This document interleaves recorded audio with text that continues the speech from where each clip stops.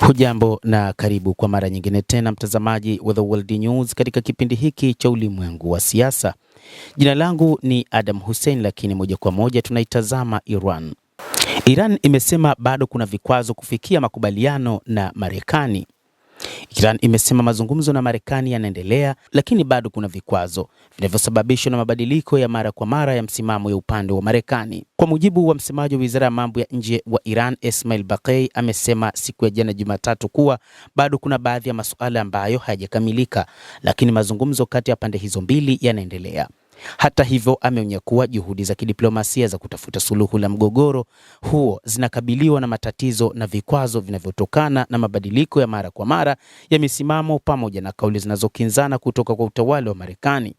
Mabadiliko ya mara kwa mara na misimamo na kauli zinazokinzana ambazo hazihitaji maelezo yangu, unaweza kuziona kwa kutazama tu ujumbe unaotolewa na maafisa wa Marekani. Unaonyesha hali halisi tunayokabiliana nayo na mazingira tunayopaswa kuendesha mchakato wa kidiplomasia, anasema Esmail Baqei. Ameongeza kuwa hali hiyo kwa muda mrefu inaleta changamoto na vikwazo vyake katika mchakato wa mazungumzo ya amani, na kwamba kuna uwezekano mdogo sana wa kufikia makubaliano ya usitishaji wa mapigano. Hata hivyo, wakati huu Marekani inaishambulia Iran kwa mara nyingine tena, jambo ambalo limeonyesha wazi kwamba Marekani si taifa la kuamini katika mazungumzo kama ambavyo mamlaka za viongozi wa Iran wameeleza. Wa Iran bado wana wasiwasi na hawaiamini kabisa taifa la Marekani katika mazungumzo.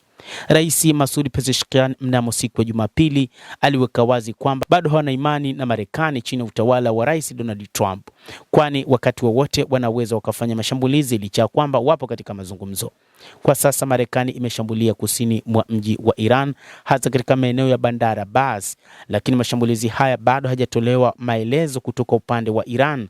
Lakini zaidi wa Iran waliwahi kudai kwamba pale ambapo watashambuliwa watajibu papo hapo, lakini hadi sasa hakuna taarifa zilizoeleza kwamba Iran imejibu mapigo kutokana na mashambulizi yaliyofanywa na Marekani katika maeneo ya kusini mwa taifa hilo la Kiajemi. Lakini pia bado hawajatoa taarifa ya kina kuhusu namna ambavyo wameshambuliwa na ni nini ambacho wanaenda kukifanya kwa sasa. Lakini kumbukwe kwamba viongozi wake wapo Doha nchini Qatar wakiendelea na suluhu ya mzozo uliopo kati yao na Marekani.